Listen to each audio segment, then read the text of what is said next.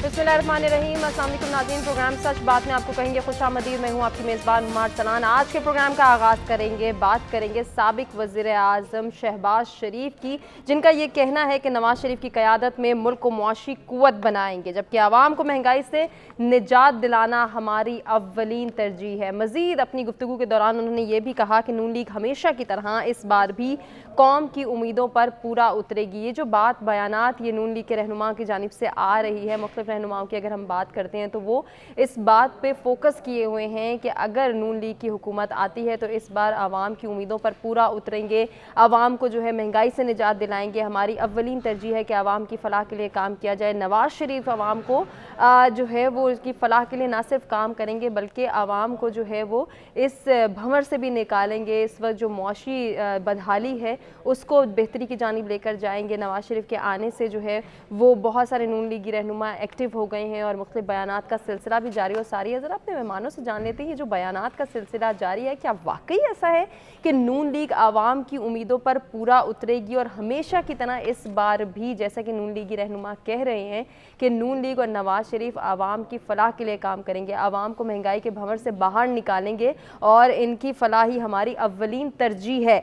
जो मेहमान हमारे साथ मौजूद है, तारुफ कराते हैं, गुफ्तगू का बाकायदा आगाज़ करते हैं। ब्यूरो चीफ इस्लामाबाद फैसल हकीम साहब मेरे साथ स्टूडियो में मौजूद हैं। सर खुशामदीद कहना चाहूँगी आपको।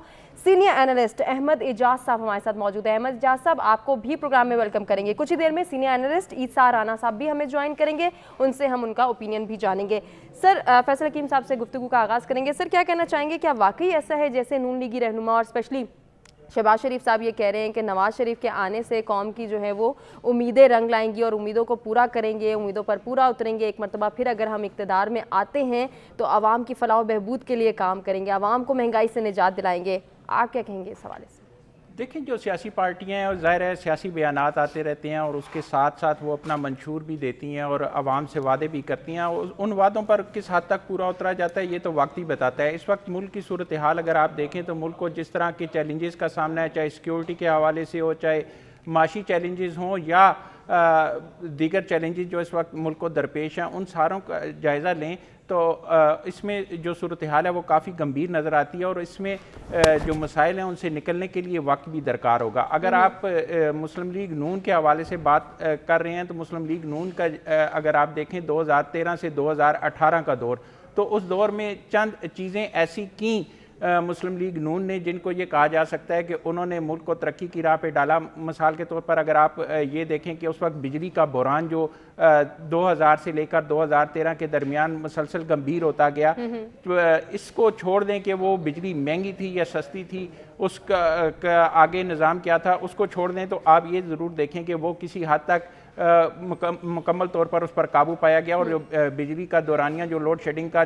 14 से 16 घंटे होता था, कम से कम काफ़ी मुल्क का हिस्सा ऐसा था जिसको उससे निजात मिली। उसके साथ साथ अगर शाहराहों का नेटवर्क आप देखें तो जिस तरह शाहराहों के हवाले से एक नेटवर्क बिछाया गया, मोटरवे शुरू से लेकर मुस्लिम लीग के पहले नून के पहले दौर से लेकर और अब तक उसमें मुसलसल तोसी का सिलसिला जारी है, उससे आपके ज़राए आमदोरफ्त में काफ़ी जिद्दत आई है। इसी तरह जो बिलखसूस पंजाब के हवाले से अगर आप बात करें तो पंजाब में बहुत सारी ऐसी मंसूबे शुरू किए जिसमें मेट्रो बस सर्विस है।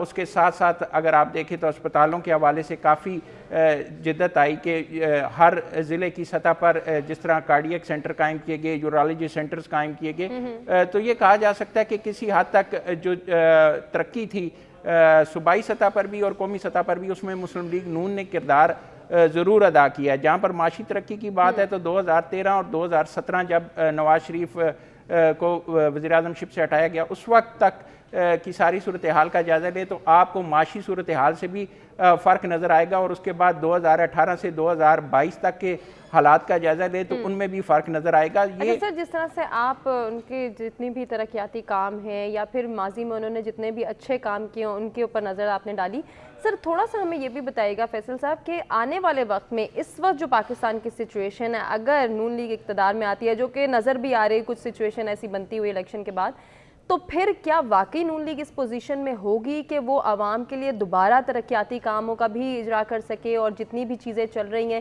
اس کو اسٹرینتھن کر سکیں، اسپیشلی جس طرح سے وہ کہہ رہے ہیں شہباز شریف صاحب کے معاشی قوت بنائیں گے، تو کیا نون لیگ اتنی اسٹرینتھن ہے کہ وہ یہ معاشی قوت بنانے میں کامیاب ہو سکے گی ملک کو؟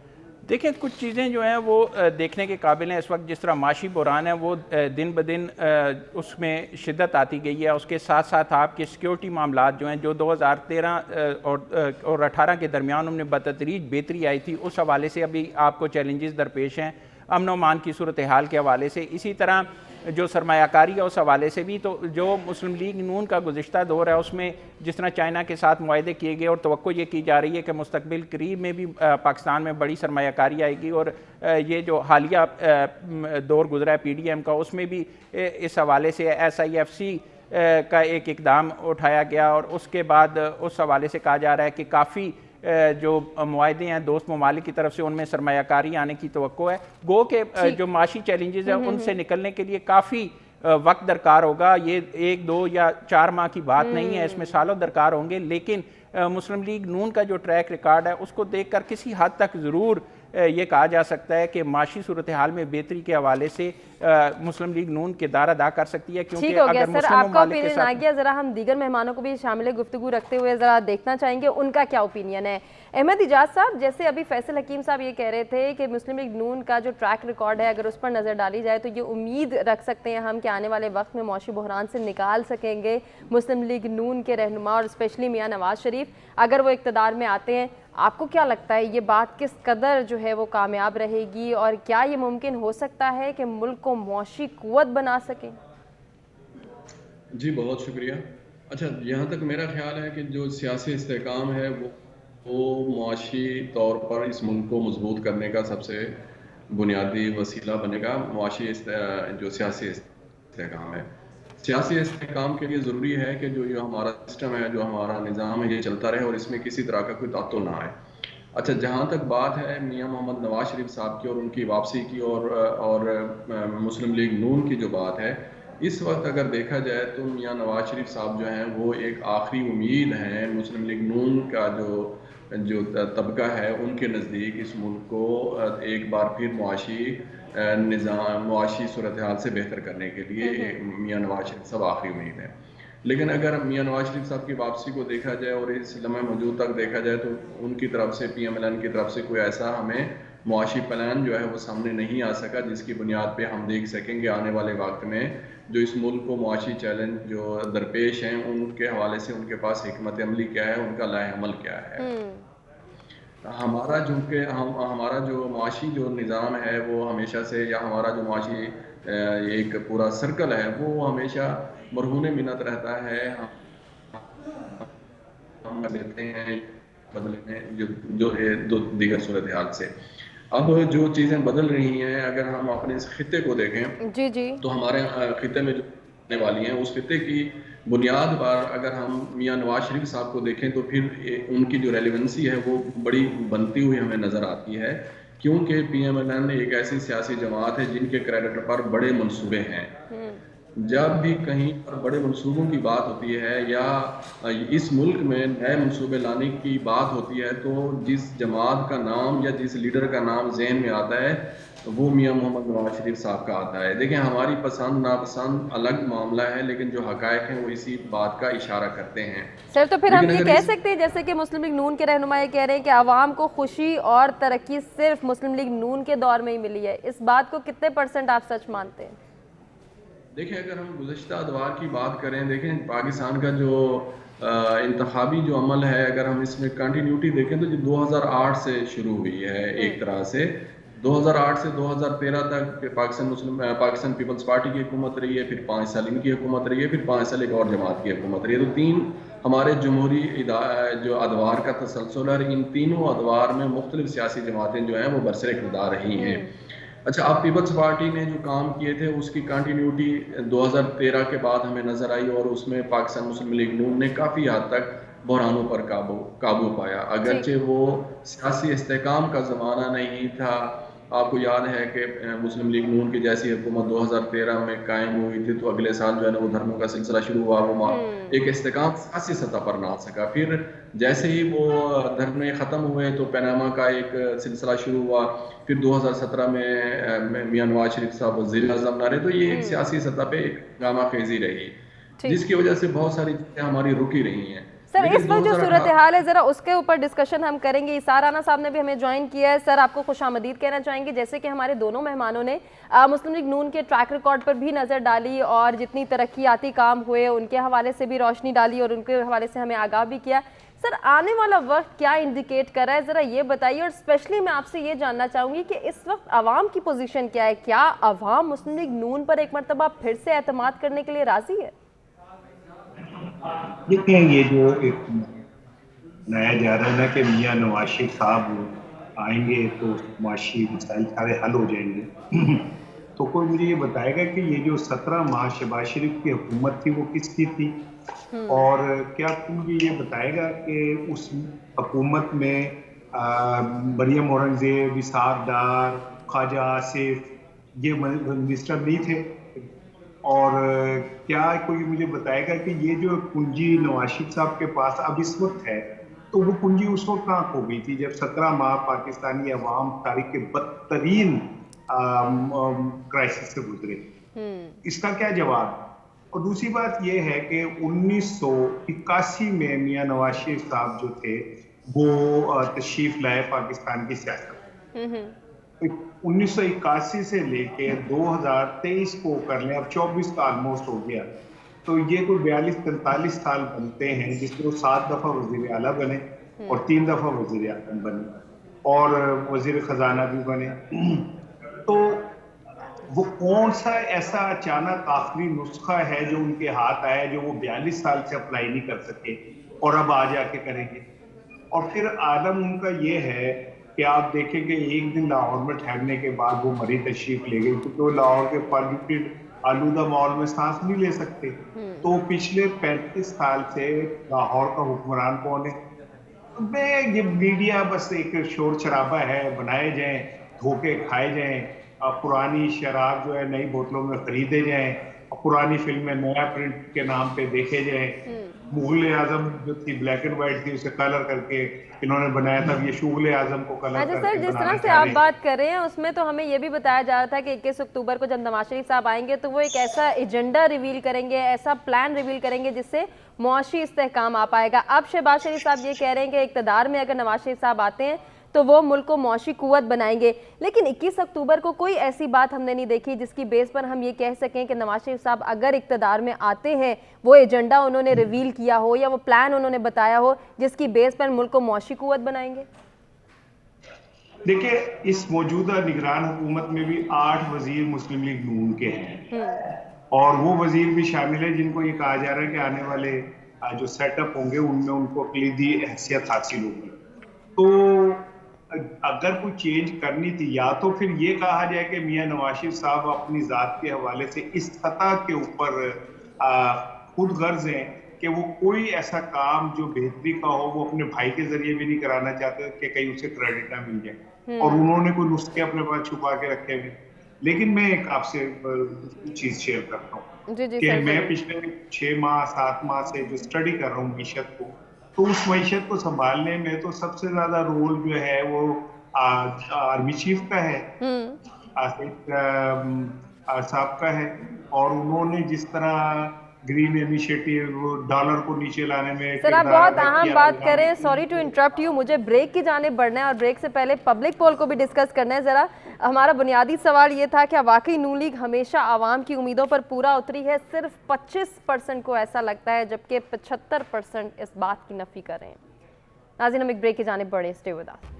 ویلکم بیک ناظرین. پروگرام میں ایک مرتبہ پھر سے آپ کو کہیں گے خوش آمدید. بڑھیں گے آج کے دوسرے ٹاپک کی جانب اور کچھ بات کریں گے متحدہ قومی موومنٹ کی. پاکستان MQM پاکستان کے رہنماؤں نے جو ہے وہ باتیں کی ہیں، بہت سارے بیانات دیے ہیں، کچھ ہم ان کو کوٹ کرنا چاہیں گے. اسی پر مبنی کراچی کی صورتحال پر ہمارا بنیادی سوال بھی ہوگا. MQM پاکستان کے رہنماؤں کا یہ کہنا ہے کہ پیپلز پارٹی لندن کو پیسے دے کر بائیکاٹ کی کال دینے کا کہہ رہی ہے کیونکہ پیپلز پارٹی کراچی پر قبضہ کرنا چاہتی ہے. جلسے سے خطاب میں सीनियर रहनुमा डॉक्टर फारूक सत्तार ने कहा कि कराची में 15 सालों से सिर्फ लूट मार और बदउनवानी है। अगर इसी पर मबनी हम अपने गुफ्तगू के सिलसिले को आगे बढ़ाएं तो अपने मेहमानों से हम सबसे पहले तो ये जानना चाहेंगे कि कराची की इस वक्त जो सूरत हाल है उसका ज़िम्मेदार कौन है।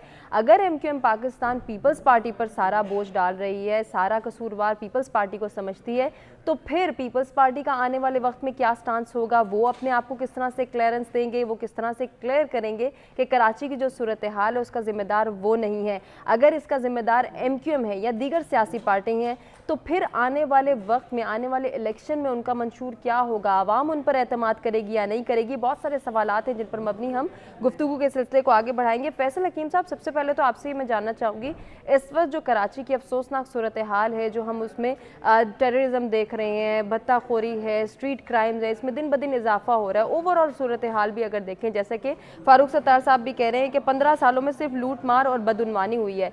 अब इसका ज़िम्मेदार कौन है? अगर शहर की ये सूरत हाल है और सियासी सूरत हाल भी ऐसी है तो फिर आने वाला वक्त कितना अलार्मिंग है? देखिए, कराची की सूरत हाल का अगर आप जायज़ा लें तो आप 15 साल की बात ना करें, फिर आप उस वक्त से जाएं जब तक MQM की बुनियाद रखी गई थी। उसके बाद कराची की क्या सूरत हाल हुई, कराची को किस तरह किन हालात से गुजरना पड़ा और MQM पर क्या क्या इल्ज़ामात लगे और क्या सूरत हाल रही कराची की, क्या वहाँ पर नो गो एरियाज़ नहीं बने, क्या कराची के हवाले से जो मुसलसल एक सियासी जमातें तशवीश का इज़हार करती रहीं उस पर किस हद तक अमल दरामद किया गया। जो कराची की मौजूदा सूरत हाल है उसमें जितनी पीपल्स पार्टी या दीगर जमातें कसूरवार हैं उतना ही MQM का भी कसूर है, क्योंकि कराची का मैंडेट तो एक वक्त तक MQM के पास रहा है। 2013 से पहले आप देखें कि कराची का मैंडेट किसके पास था, उस के बाद जो शहरी हुकूमत थी उसका मैंडेट किसके पास था।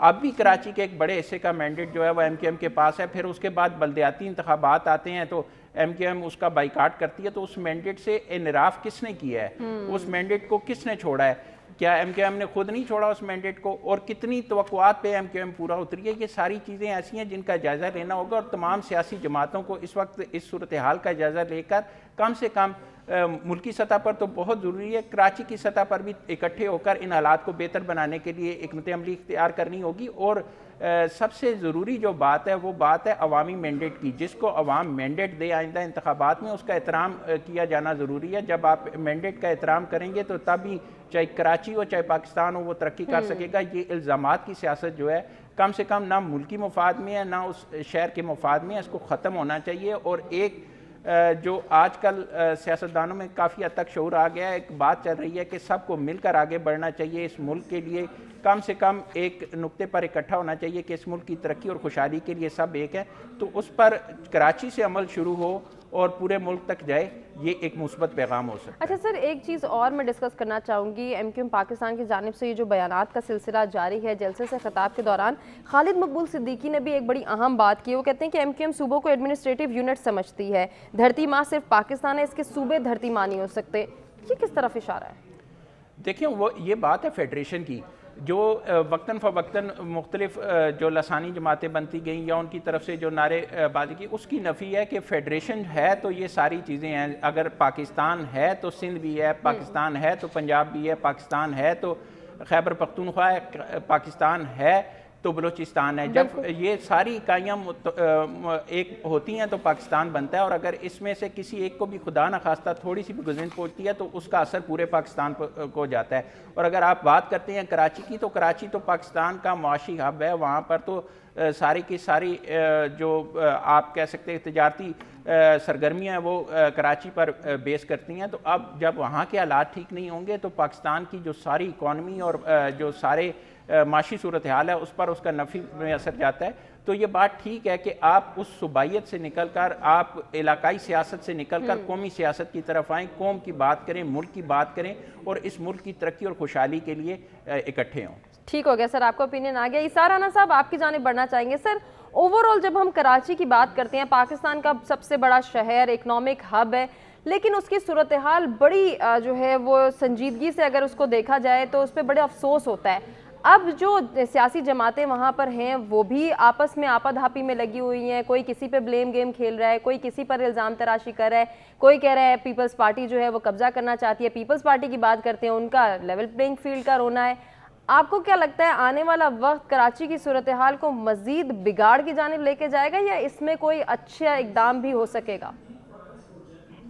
ایک نا سامنے خاتون کو کہا کہ دیکھیں آپ کا جو یہ بیٹا ہے یہ میرے کپڑوں کے اوپر جو ہے گندا پانی پھینک رہا ہے، تو خاتون کہتے کہ نہیں میرا بیٹا اتنا برا نہیں ہے کہ آپ پہ گندا پانی پھینکے، میرا بیٹا تو وہ جو آپ کی ٹوپی نالی کے اندر ڈبو رہا ہے۔ تو کراچی کو تب سب نے حصہ بقدر جثہ جو ہے تباہ کیا، بھتہ خوری، China cutting, target killing, water mafia, بدترین ٹریفک، یہ کوئی ایک دن کی بات نہیں ہے، یہ پچھلے 30-35 سال کا کی کنٹینیوٹی ہے۔ وہاں پہ کراچی میں ایک فیکٹری کو چاروں طرف سے بھتہ مافیا نے بند کر کے آگ لگا دی اور 300-400 کے قریب لوگ جو تھے وہ شہید ہو گئے۔ آج تک ان مجرموں کو جو ہے نا سامنے اس طرح نہیں لایا گیا، ایک دو نام لا کے بس آپ فارغ ہو گئے۔ پھر ہمیں نے یاد ہے کہ شاید 12 اکتوبر کا دن تھا کہ جب وکلا کے ساتھ وہاں پہ کراچی میں سڑکوں کے اوپر جس طرح لوگوں کو لالا کے قتل کیا گیا اور چینلز نے براہ راست دکھایا، وہ آج تک نہیں پتہ چل سکا کہ وہ کون لوگ تھے۔ تو یہ ایم کیو ایم جو آج بولے ان کے ڈی این اے میں اپوزیشن نہیں ہے، یہ بائی ڈیفالٹ صرف حکومت کے کونوں خدروں میں چھپ کے زندگی گزارنے کے عادی ہیں، کیونکہ کراچی کو تباہ کرنے میں جتنا ایم کیو ایم نے رول ادا کیا اتنا پیپلز پارٹی نے شاید نہ کیا ہو۔ کراچی کا ماحول تباہ کرنے میں ایم کیو ایم کا بہت، اور آج یہ بھانمتی کا کنبہ جو ایم کیو ایم کے نام پہ پھر جڑا ہوا ہے، یہی لوگ کل ایک دوسرے کو جو کچھ الزامات لگا رہے تھے قائم خانی کے خلاف، وہ جو سابق میئر ہے کراچی کے، وہ جو کہہ رہے تھے کہ یہ اس نے اتنے قتل کیے ہیں، وہ کہہ رہے تھے اس نے اتنے قتل کیے ہیں، تو یہ ٹولہ اب چابی کے گڈے ہیں، انہیں چابی دے دی، ایک جگہ اکٹھا کر دیا اور اب یہ آ کے بڑی قومی سطح کی باتیں کرنا شروع ہو گئے۔ ورنہ ان کو جس طرح لندن والے نے کان پکڑوائے تھے ان کی کمیٹی کو، رابطہ کمیٹی کو، وہ بھی کوئی چھپی ہوئی بات نہیں ہے۔ تو میں یہ سمجھتا ہوں کہ یہ وہ سارے لٹیرے ہیں جنہوں نے کراچی کو خوب نوچا، خوب لوٹا، خوب تباہ کیا، اور اب یہ جو آنے والا وقت ہے اس میں اپنے اپنے حصوں کی طرف بڑھ رہے کہ مجھے یہ حصہ ملنا چاہیے، مجھے یہ ملنا چاہیے، تو وہ لڑائی چل رہی ہے۔ کراچی کے ساتھ کوئی میں نہیں سمجھتا مخلص ہے۔ بلاول بھٹو اور آصف علی زرداری جو خود کو مائی باپ بنتے ہیں، وہ خود واٹر مافیا سے پانی خرید کے پیتے ہیں، یعنی اس سے زیادہ شرم کا مقام کوئی نہیں ہوگا کہ کراچی کے اندر پیپلز پارٹی واٹر مافیا سے پانی خریدتی ہے۔ یہ تو بلاول ہاؤس میں ایک قطرہ نہیں آ سکتا۔ تو پچھلے 40 سالوں میں اگر آپ یہ نہیں کر سکیں کہ کراچی والوں کو صاف پانی مل سکے، تو اب اس کتے کے کاٹے کی ویکسین آپ نہیں پیدا کر سکے، آپ اسکولوں کے اندر گدھے باندھتے رہے ہیں، تو اگر آپ نے یہی کرنا ہے تو آپ کرتے رہیں۔ ظاہر ہے جب ہم سب اندھے ہو چکے ہیں اور ہمیں نظر آ رہا ہے کہ لٹیرے ہمارے چاروں طرف ہیں اور جمہوریت جس کا نام رضیہ رکھ دیں تو رضیہ گنڈوں میں پھنسی بھی ہے، تو یہ گنڈے آپس میں مال غنیمت کے اوپر لڑ رہے ہیں اور کچھ نہیں۔ سر تو پھر عوام کہاں جائے؟ عوام کس پر تکیہ کرے؟ عوام مر رہی ہے، عوام کو تو مرنے کے لیے رکھا گیا ہے نا۔ یہ 24 کروڑ کیڑے مکوڑے پیدا اس لیے کیے گئے، اکٹھے اس لیے کیے گئے کہ ان کے اوپر حکومتیں ہو سکیں، ان کی خون پسینے کی کمائیوں ٹیکسوں سے آپ کے بچے جو ہیں باہر پڑھ سکیں، باہر کاروبار کر سکیں، آپ باہر محل بنا سکیں، آپ اپنے ریٹائرمنٹ کے بعد باہر کے ممالک کے اندر جا کے عیشیں کر سکیں۔ تو 24 کروڑ لوگ یہ کیڑے نہیں ہوں گے تو پھر آپ یہ کیسے کریں گے؟ اس لیے ان کا ہونا ضروری ہے اور ان کو اسی لیے رکھا گیا ہے کہ آپ مرتے رہیں، الیکشن کے نام پہ آپ کو ڈرامہ کر دیا جائے، آپ کہیں جی اب ہم الیکشن میں ووٹ دینے جا رہے ہیں، فیصلہ پہلے ہی ہو جائے کہ نواز شریف صاحب نے وزیر اعظم بننا ہے، ان کے سارے گناہ معاف ہو جائیں، ان کے رستے کے کانٹے ادارے صاف کر دیں، ان کے گھر جا کے کہیں جی بایو میٹرک کر لیں، اور کسی کو کہیں کہ وہ تو لنگڑا بھی ہے تو کرسی پہ چل کے میرے پاس آ بایو میٹرک کے لیے، تو فیصلے تو پہلے ہی ہو جاتے ہیں۔ انتخابات ایک ڈھونگ کر کے آپ ایک اپنی مرضی کا بندہ بٹھا دیتے اور پھر اس کے بعد کہتے ہیں کہ چل پھر اب بلے دی ہوا لوٹی جائے جنی جنی۔ تو اسارانا صاحب، جس طرح سے ابھی عوام پر امید ہے کہ الیکشن کے بعد صورتحال بہتر ہوگی، معاشی استحکام آئے گا، یہ صرف امید ہی رہ جائے گی یا اس پر کسی حد تک کوئی کام ہوتا ہوا بھی دیکھ رہے ہیں آپ؟ ویسے نا مجھے نا ضرور بتائیے وہ کون سی عوام ہے جس نے آپ کو بتایا کہ وہ پر امید ہے، میں بھی ملنا چاہتا ہوں۔ سر جیسے نوری کہہ رہے ہیں کہ عوام ایک مرتبہ پھر سے جو ہے، پر امید تو لاہور کے میٹرنٹی ہوم کے باہر کھڑے ہوئے لوگ زیادہ ہوتے ہیں، پاکستانی قوم میں تو امید ہی ختم ہو گئی ہے۔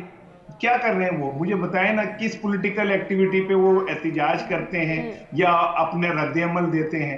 ये नवाज शरीफ का जलसा, मैं लाहौर में रहता हूँ, लोगों को 2-2 हज़ार रुपए के टोकन दे के बुलाया गया कि आपको पैसे मिलेंगे, सारे पटवारियों को हुक्म दिया गया कि आप वहां इकट्ठे हों, एजुकेशन माफिया तमाम लोगों को कहा गया, हेल्थ के लोगों को कहा गया कि वहां इकट्ठे हों, ठीक है ना। वहां पे जमीन के ऊपर, फर्श के ऊपर बिरयानी फेंक के लिफाफों में पैक की गई। ये तो औकात है इस अवाम की। आप कह रही कि ये बड़े उम्मीद से हैं, इनसे ज्यादा उम्मीद से तो लेडी वेल्डिंग हॉस्पिटल के बाहर जो लोग खड़े होते हैं वो ज्यादा उम्मीद से होते हैं, जो अंदर होती है वो उम्मीद से होती है। ठीक हो गया सर, आपका ओपिनियन आ गया। अहमद इजाज साहब, आपको क्या लगता है ये जो कराची के मसाइल हैं, जो कराची की सूरत हाल है, सियासी जमातों में इत्तेहाद ना होना, शायद यही बड़ी वजह है या इसके अलावा भी कोई वजूहात हैं आपकी नज़र में? लेकिन सियासी जमातों में इत्तेहाद से ज़्यादा जो चीज़ असरअंदाज हुई है, सियासी जमातों के अंदर तोड़ फोड़ से हुई है। कराची हो या पाकिस्तान में मजमूई तौर पर अगर हम देखें, और हम चूँकि कराची के तनाजुर में बात कर रहे हैं, तो आप ये देखें कि कराची में अगर हम MQM की ही बात कर लें तो MQM जो हिस्सों में पहले तकसीम हुई, फिर उन हिस्सों को दोबारा मिलाया गया या मिलवाया जा रहा है, तो ये दर हकीकत बुनियादी वजह है जो कराची के मसाइल को सियासी सतह पे जन्म देती है। जो हालिया जो बयानात की बात है, ये दर हकीकत साफ ज़ाहिर है कि ये इलेक्शन के तनाजुर में लगाए जा रहे हैं, और MQM का सबसे बड़ा मसला यही है कि वो हर हुकूमत का हिस्सा रहना चाहती है, वो अपोजिशन में नहीं बैठना चाहती, वो इक़्तिदार में रहना चाहती है। जब आप इक़्तिदार में बैठते हैं तो बहुत सारी चीज़ पे आप अच्छा, फिर अगर इन पिछले 5 साल के अरसे में या 7-8 साल के अरसे में अगर आप देखें तो कराची की जो शहरी जो सकाफत है, जो शहरी सियासत है, उसमें पीपल्स पार्टी का जो असर नफूज है वो ज़्यादा हुआ है। आप बल्दियाती इलेक्शन को देख लें, बल्दियाती इंतखाबात में ये MQM बाइकाट कर गई, और यहाँ पर कराची की शहरी सकाफत में पाकिस्तान पीपल्स पार्टी, जमात इस्लामी और किसी हद तक तीसरे नंबर पे पाकिस्तान तहरीक इंसाफ हमें वहाँ पे नज़र आई। अब एक लिहाज से देखा जाए तो कराची में 4 सियासी जमातों का स्टेक है। MQM का है, पाकिस्तान पीपल्स पार्टी का है, 2018 में पाकिस्तान तहरीक इंसाफ का था, और जमात इस्लामी का है। लेकिन वो बड़ी, अगर इनमें से हम 2 बड़ी सियासी जमातों की बात करें तो इस वक्त जो गैप पैदा हो रहा है, जो खला पैदा हो रहा है कराची की शहरी सियासत की सतह पे, उस गैप को, उस खला को जो है ना वो हासिल करने के लिए और उसमें अपनी जगह और अपनी प्रेजेंस को दिखाने के लिए MQM सारा जोर लगा रही है। MQM को महसूस हो रहा है कि कहाँ पे किस तरीके से गैप को फिल किया जा सकता है।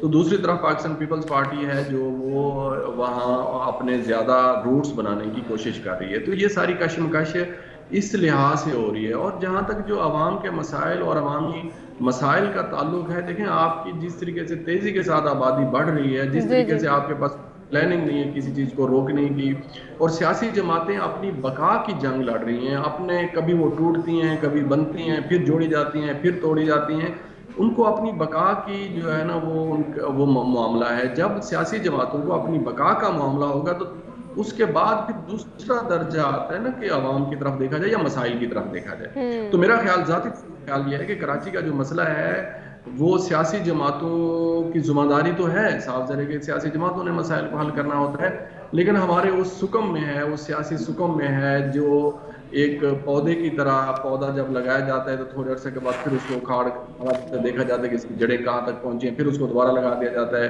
फिर वो दोबारा जब उस पर कोई शाखें आने लगती हैं फिर उसको उखाड़ा जाता है, तो फिर उसको लगाया जाता है। जब आप ये करते रहेंगे तो साफ ज़ाहिर है आप उस ज़मीन से उस जरखेज़ी नहीं ले सकेंगे जो पौधे। सर आपको क्या लगता है, क्या सजेस्ट करना चाहेंगे, हल क्या है इन मसाइल का? देखिए, हमसे ज़्यादा हल बेहतर सियासी जमातें खुद जानती हैं, चूँकि उनका स्टेक है वहाँ। हल तो यही है सर वो तो एक दूसरे पर इल्ज़ाम तराशी कर रही हैं बस। देखिए, पाकिस्तान में इंतखाबात ही हल हैं, और सियासी जमातों के पास जो एजेंडा होता है उसकी, चूँकि एजेंडे जो आपका मंशूर होता है, जो आपका इलेक्शन लड़ने की आपकी स्ट्रेटजी होती है, जो आपका के पास जो ज़्यादा राह होता है इलेक्शन लड़ने का, वो चूँकि आपके पास नहीं होता तो आपके पास होते हैं बयानात, आपके पास होते हैं इल्ज़ाम तराशियाँ, फिर आप उसी से काम लेते हैं, और हम और आप भी उन फिर इल्ज़ाम तराशियों की तशरीह करते रहते हैं या उनकी तफहीम करते रहते हैं।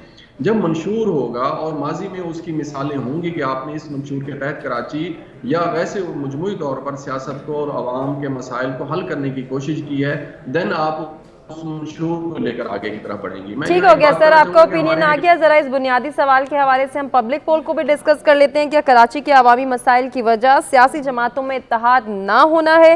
95% کو ایسا ہی لگتا ہے کہ یہی بات ہے, یہی وجہ ہے, جبکہ 5% ایسا ماننے سے قاصر ہیں. ناظرین, ہم ایک شارٹ بریک کی جانب بڑھیں. Stay with us. Welcome back ناظرین. پروگرام میں ایک مرتبہ پھر سے آپ کو کہیں گے خوش آمدید. بڑھیں گے آج کے تیسرے ٹاپک کی جانب, اور بات ہوگی اسرائیل اور فلسطین کشیدگی کے حوالے سے. انٹرنیشنل کرمنل کورٹ کا کہنا ہے کہ غزہ کو امداد کی فراہمی میں رکاوٹ جرم قرار دی جا سکتی ہے. انٹرنیشنل کرمنل کورٹ کے سینئر پروسیکیوٹر کا یہ بھی کہنا ہے کہ اسرائیل کی جانب سے غزہ میں امدادی سامان کی فراہمی میں رکاوٹیں ڈالنا ایک سنگین جرم قرار دیا جا سکتا ہے. سینئر پروسیکیوٹر نے خبردار کرتے ہوئے یہ بھی کہا کہ اسرائیل کو بغیر کسی تاخیر کے غزہ میں شہریوں کو خوراک اور ادویات کی فراہمی کو یقینی بنانا ہوگا. یقیناً یہ بات خوش آئند ہے. ذرا اس پر غور کرتے ہیں اور اپنے مہمانوں کی جانب بڑھتے ہیں, ان سے جان لیتے ہیں یہ جو کشیدگی, یہ جو صورتحال جس میں بہت سنجیدگی فیصل صاحب ہمیں نظر آئی, لیکن اب لگ رہا ہے کہ شاید اسرائیل کو بھی نکیل ڈل سکتی ہے. اسرائیل بھی جو ہے وہ اپنے پیر پیچھے کرے گا, یا پھر وہ مذاکرات کی میز پر آنے کے لیے شاید آمادہ ہو جائے. آپ کو کیا لگ رہا ہے سر اس حوالے سے؟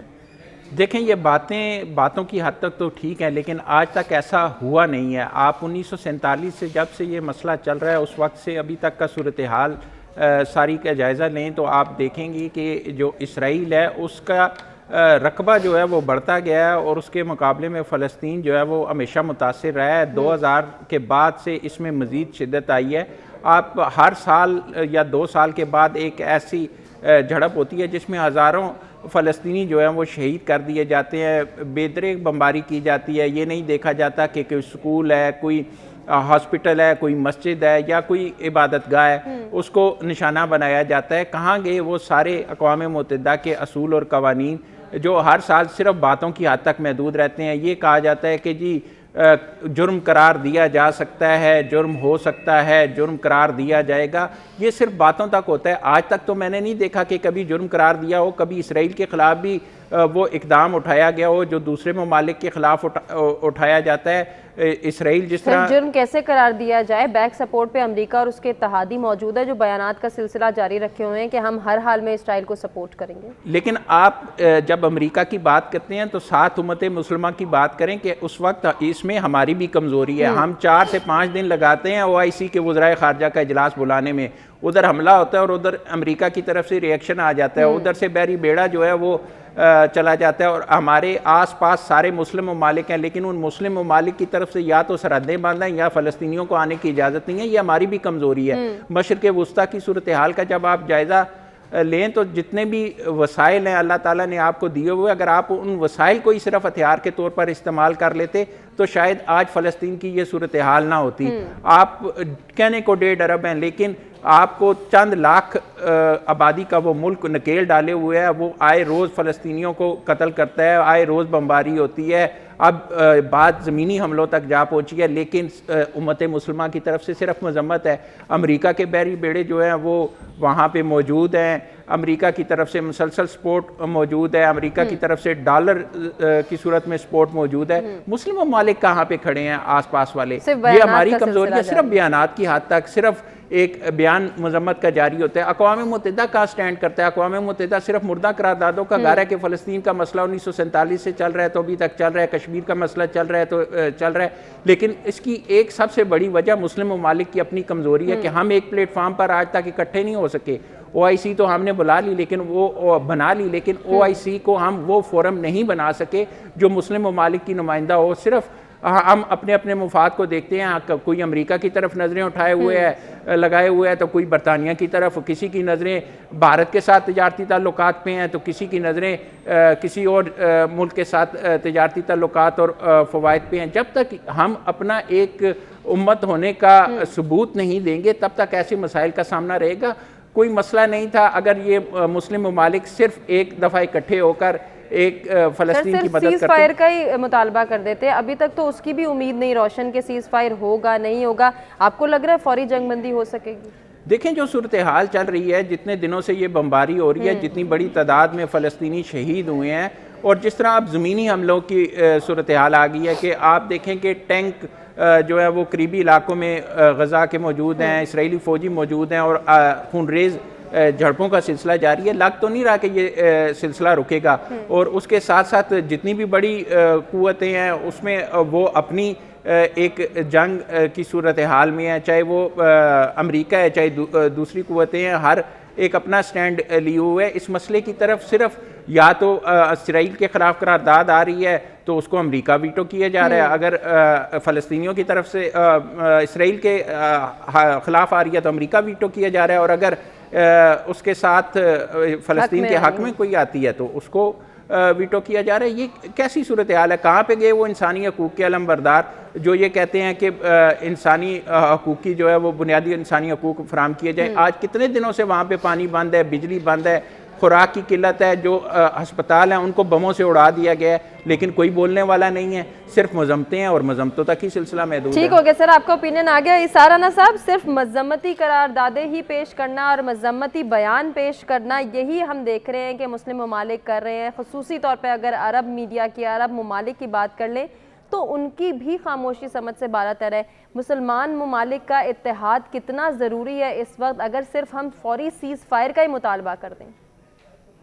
دیکھیں، ایک ٹویٹ میں تھا ایک فلسطینی کا، تو اس نے ٹویٹ کیا کہ ہم مرنے والوں کی نماز جنازہ نہ پڑھیں کیونکہ ہم تو زندہ ہیں، شہید ہیں، آپ مردہ ہیں، آپ مر چکے ہیں. تو یہ عالم اسلام اور اس کے جو حکمران ہیں انہیں تو موت آ گئی ہے، اور بے شرمی اور بے غیرتی کی موت آئی ہے. یہ سب امریکہ کے پٹھو ہیں. امریکہ اب دنیا کا سب سے بڑا بدماش ہے، اور یہ وہ بدماش ہے جس نے پوری دنیا کا امن خطرے میں ڈال دیا. کبھی 9/11 کا ڈرامہ کر کے دنیا کا امن تباہ کرتا ہے اور مسلم ممالک کو تباہ کر کے رکھ دیتا ہے. ایران، عراق، مصر، شام، افغانستان، آپ کوئی ایک نام لیں، اس نے سارے ملک تباہ کر کے رکھ دیے. خوشحال ملکوں کا بیڑا غرق کر دیا بدماش نے. یہ کبھی ویتنام میں گھس جاتا ہے، کبھی جاپان میں جا کے ایٹم بم پھینکتا ہے. یہ ایک گنڈا ہے، اور اس گنڈے سے یہ مسلم حکمران سارے ڈرتے ہیں. انہیں یہ لگتا ہے کہ ہمارا حال کہیں بھٹو جیسا، سویکارنو جیسا، شاہ فیصل جیسا، انور سادات جیسا، جمال عبد الناصر جیسا نہ ہو جائے. ابھی ریسنٹ دور میں قذافی جیسا نہ ہو جائے، انور سادات عراق والے جیسا نہ ہو جائے. یہ سب ڈر، ان کی دولتیں ہیں، ان کے حرم ہیں، حرموں میں ان کی عیاشی کے سامان ہیں. یہ کیسے باہر نکل سکتے ہیں؟ یہ کیسے فلسطین کے لیے آواز بلند کر سکتے ہیں؟ لیکن میں ایک چیز آپ کو بتا دوں کہ پہلی بار ایسا ہوا، 8,000 فلسطینی تو شہید ہو گئے، لیکن یہ پہلی بار ہوا ہے کہ اس بار یہودی بھی مرے. یہ پہلی بار ہوا ہے کہ اس بار یہودیوں کو بھی اذیت پہنچی ہے، ان کے بھی 2-2.5 ہزار بندے مر گئے. یہ پہلی بار ہوا ہے کہ آگ ان کے اپنے گھر میں بھی داخل ہوئی ہے. تو میں سمجھتا ہوں کہ جو آزادی کی جنگیں ہوتی ہیں وہ اسی طرح ہی ہوتی ہیں، قربانیاں شہادتوں سے چل رہی ہوتی ہیں، اور کہیں نہ کہیں وہ اس علم کو زندہ رکھتے ہیں، اور زندہ رکھنے والے جو ہیں پھر شاید کامیابی بھی حاصل کرتے ہیں، آزادی بھی حاصل کر لیتے ہیں. حالانکہ جو ورلڈ آرڈر ہے امریکہ اور امریکہ کے گنڈے ساتھیوں کا، وہ یہی ہے کہ اس کو کسی طرح ہم فلسطینیوں کو سچویشن کی جانب آپ اشارہ کر رہے ہیں نا کہ یہ پہلی بار ہوا ہے کہ یہودی بھی مرے ہیں، تو شاید اسی لیے اسرائیل اتنا سیخ پا ہے کہ اس کے انتقامی رویہ اس میں کہیں کسی طور پہ بھی کمی نہیں آ رہی. تو آپ کو کیا لگتا ہے کہ آنے والی سچویشن کیا ہوگی؟ کیا غزہ کے شہریوں کا جبری انخلاء اس پر ان کو مجبور کیا جائے گا، یا پھر سیز فائر ہوگا، فوری جنگ بندی پر آئے گا اسرائیل؟ فوری تو نہیں میں کہتا، لیکن جنگ بندی پہ آئے گا. دنیا بدل رہی ہے. فرانس نے جو سب سے بڑا اتحادی امریکہ کا، اس نے بھی اس کی مذمت کر دی ہے کہ یہ جو قتل عام ہے یہ غلط ہے. سلامتی کونسل میں جو قرارداد پیش کی گئی اس میں برطانیہ غیر جانبدار ہو گیا، پہلے وہ ویٹو کر رہا تھا اس کے خلاف. امریکہ نے بھی کہا کہ ہم اپنا بندے فوجی نہیں بھیج رہے. دنیا بدل رہی ہے. فلسطینیوں کا جو خون ہے وہ اب سر چڑھ کے بول رہا ہے دنیا کے سامنے.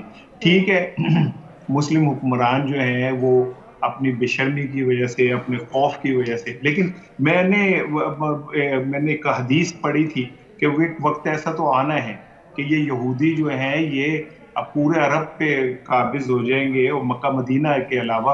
और ये जो अरब है इनको गिरेबानों से पकड़ के सड़कों पे, इनकी दाढ़ियों से पकड़ के सड़कों पे घसीटा जाएगा। इनका बदतरीन हाल होगा, और इनके साथ सबसे बुरा हाल ये होगा कि यहूदी ने जूतियां मारेंगे। तो ये तो मुझे सामने नजर आ रहा है कि जब शेर किसी घर में घुस जाए और किसी को खा रहा हो, और सामने वाले ये समझे कि ये खा के बस बैठ जाएगा, तो इससे बड़ी हमाकत कोई नहीं होती। ये यहूदियों को जितना मजबूत कर रहे हैं अपनी बुजदिली से, यहूदी उतना आगे बढ़ेंगे। फलस्तीन के बाद है या आपसी इख्तिलाफ है जिसके ऊपर ये यूनाइटेड नहीं हो पा रहे?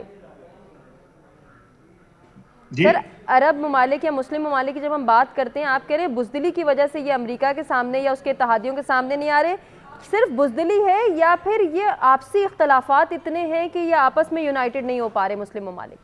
नहीं, देखिए फलस्तीनियों ने क्या काम किया। फलस्तीनियों ने दुनिया की हिस्ट्री में मुसलमानों और यहूदियों का होने वाला सबसे बड़ा अमन मुआहदा जो है ना, वो तबाह कर दिया। सऊदी अरब को ले आया था सब लोगों को अपने साथ के, चलो इसराइल को तस्लीम करते हैं, उसने तो इनडायरेक्टली पाकिस्तान की तरफ इशारा कर दिया था। तो और कहा यह जाता है कि बहुत सारी जो लोग इधर उधर से आ रहे थे उनके पास भी कुछ इसी तरह का एजेंडा था। तो वो तो सारा तबाह हो गया, और सऊदी अरब का ख्वाब जो है वो खत्म होकर रह गया, और इन शहीदों ने उसको मलियामेट कर दिया। लेकिन ये कि अब दुनिया जो है ना वो रूहानियत और इस फलसफे और इखलाकियात पे नहीं चलती, पैसे पे चलती है।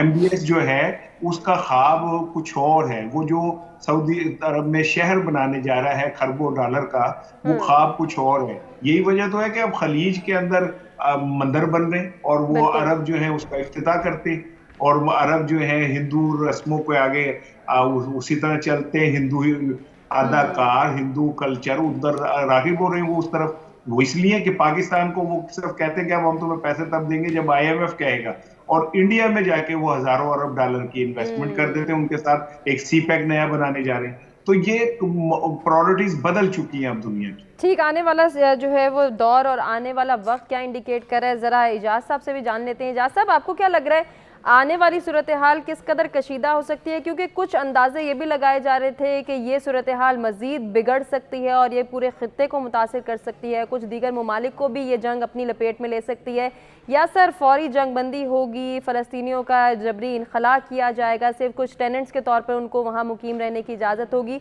ये बहुत सारे अंदाजे लगाए जा रहे हैं। इस वक्त आपको क्या लग रहा है, सूरत हाल क्या इंडिकेट कर रही है? देखें, इस तरह की जंगों को और इस तरह के जो मैदान है जहां जंग लगी हुई है, इनको प्रॉक्सी के तनाजुर में देखना चाहिए। जो प्रॉक्सीज होती हैं उनमें लहजा भर के लिए, कुछ अरसा के लिए जंग थम जाती है, लेकिन वो फिर उठती रहती है। अब फ़लस्तीन साल आपके सामने है, 1947 से लेके अब तक, ये 2024 में हम दाखिल होने वाले हैं, 23 चल रहा है। तो ये थमती है, चलती है। अरब इसराइल जंग हुई, फिर उसके बाद मुख्तलिफ अरब ममालिक की तरफ से तस्लीम किया गया इसराइल को। तो ये चीज़ें चल रही हैं इसी तरीके से। इसको प्रॉक्सी के हमें उस तनाजुर में देखना चाहिए।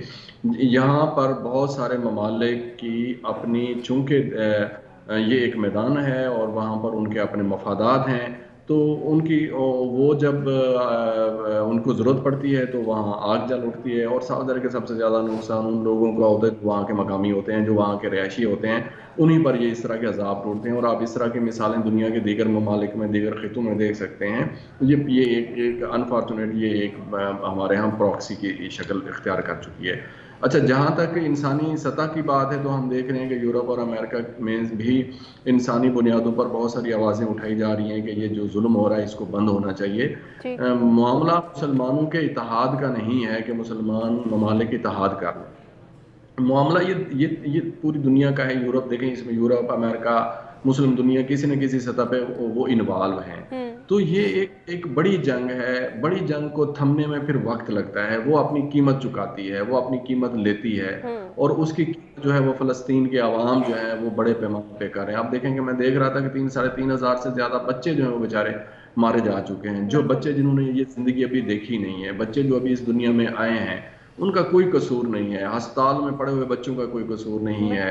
अच्छा, किसी भी मरने वाले का कोई कसूर नहीं है। वो इस ज़मीन पर, इस धरती पर ज़िंदगी خدا سے لے کر آئے، کسی کا حق نہیں ہے کہ اسے چھین سکے اس کی زندگی کو، لیکن چونکہ یہ ایک پراکسی ہے اور وہ اس میں چیزیں اسی طریقے سے چل رہی ہیں، حل ہونے میں کیا معاملہ ہے؟ کون سا ایسا مسئلہ ہے جو حل نہیں ہو سکتا؟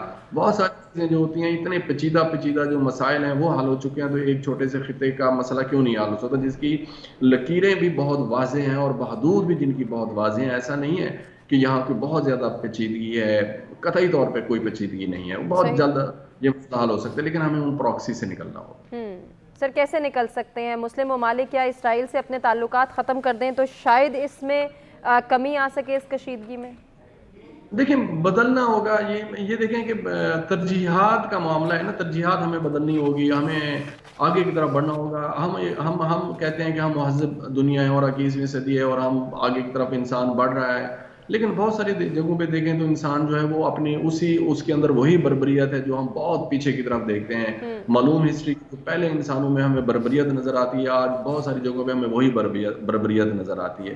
تو آگے بڑھنا چاہیے، چیزوں کو اور طریقے سے دیکھنا چاہیے، چیزیں بدل رہی ہیں اب، لیکن صاف ظاہر ہے کہ نہ میرے بس میں ہے نہ آپ کے بس میں ہے، یہ ان طاقتور ممالک کے اختیارات میں چیزیں ہیں جنہوں نے ان چیزوں کو بدلنا ہے، اور یہ ایسا مسئلہ نہیں ہے کہ جو نہ ٹھیک ہو سکے، ٹھیک ہونا چاہیے۔ سر جس طرح سے آپ کہہ رہے ہیں کہ یہ ایسا مسئلہ نہیں ہے کہ حل طلب نہ ہو، حل بھی موجود ہے، ان مسائل پر قابو بھی پایا جا سکتا ہے۔ اگر فلسطینیوں کی بات کریں تو شاید ایسا ہے کہ یہ مسلم ملک ہے اس لیے اس کا مسئلہ اتنی جلدی حل نہیں ہو پا رہا، یا مسلمان اپنے لیے آواز بلند کرنا چاہتے ہیں اس لیے یہ مسائل حل نہیں ہو پا رہے۔ بہت ساری چیزیں ہیں جو کہ ہم ڈیلی بیسس پر ڈسکس کرتے ہیں، اپنے مہمانوں کا اوپینین بھی جانتے ہیں۔ اب کچھ چیزیں جو ہیں وہ بدلتی ہوئی نظر آ رہی ہیں، کچھ ایسی امیدیں اجاگر ہو رہی ہیں کہ شاید سیز فائر ہو جائے، شاید اب فلسطینیوں پر رحم آ جائے اسرائیل کو، اور اسرائیل اپنا جو ہے وہ ارادہ بدل لے۔ ذرا اس بنیادی سوال کے حوالے سے پبلک پول کو بھی ہم ڈسکس کر لیتے ہیں کہ عالمی دنیا کی تنقید سے اسرائیل مذاکرات کی میز پر آئے گا؟ 50-50 ہمیں اس میں اوپینین نظر آتا ہے لوگوں کا،